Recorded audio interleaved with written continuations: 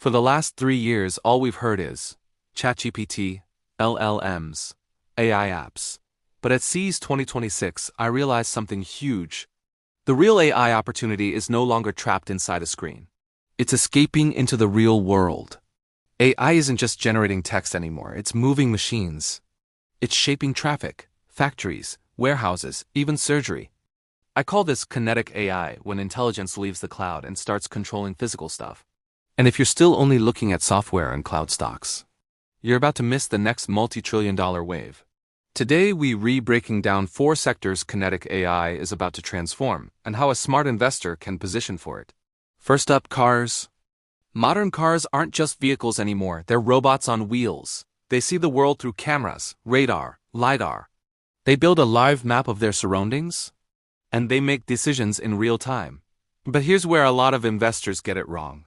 Most people argue about which robotaxi brand wins. That's not where the real money is. The real money is in the platform, the brain and nervous system all these cars share.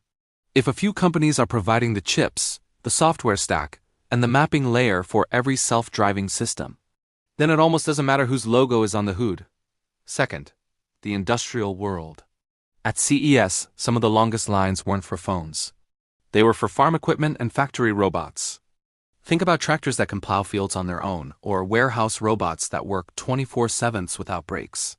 These aren't the old-school, pre-programmed robots that follow one fixed path.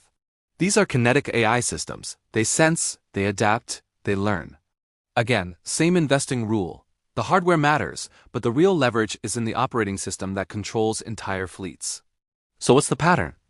Cars, industry, humanoids, surgery. It's the same story every time, it's platforms over products. Most investors ask, which robot wins? Smarter investors ask, who owns the operating system these robots run on? History already showed us this. The iPhone was huge, but the real power came from iOS and the App Store.